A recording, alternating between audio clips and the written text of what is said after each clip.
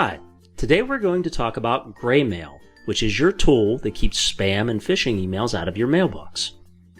To access your GreyMail account, go to greymail.redcondor.net and then log in with your email address and password. Once you're in, you will default to the Messages tab and the Inbound Quarantine, which means messages that have been caught by GreyMail coming into your inbox. You can also view your Outbound Quarantine, which are messages that have been caught as suspicious mail going out of your mailbox, things you have sent. Within your Inbound Quarantine and Outbound Quarantine, you can click a message to view it. You'll notice that the images do not show by default because image files can be dangerous. You can show the images if you think that it's something that's fairly safe and you would like to review the entire message. If it is something that you would like to retain, you can simply click Release to have it released to your mailbox. You can see it'll say Deliver Selected Messages.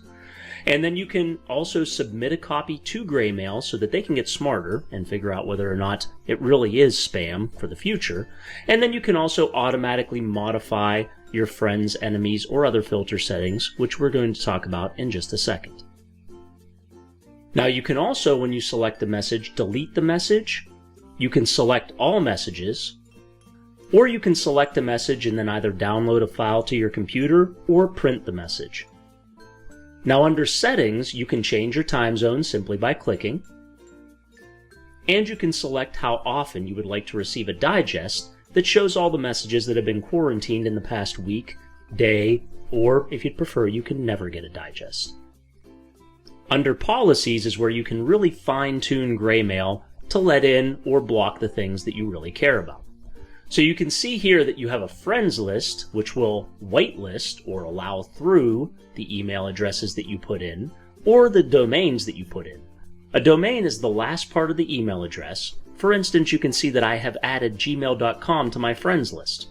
I would caution against adding entire domains, because if you add something like gmail.com and somebody who is a malicious person uses a Gmail account to send messages to your mailbox, they will bypass GreyMail and go directly into your mailbox. So I would recommend not putting an entire domain unless you're sure that it's safe, for instance, for a small business's domain.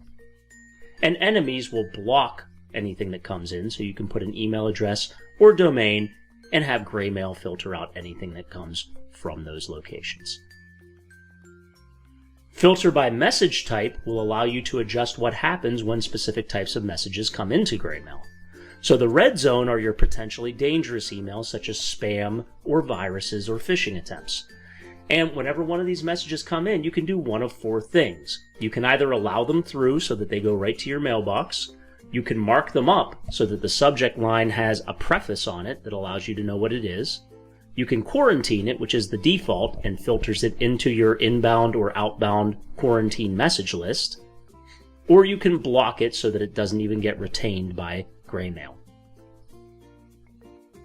On the yellow zone, you will have the option to select specific languages that you would like to have quarantined, marked up, or blocked, and specific types of files. So you can select the file extension and then select what you would like to do with those messages.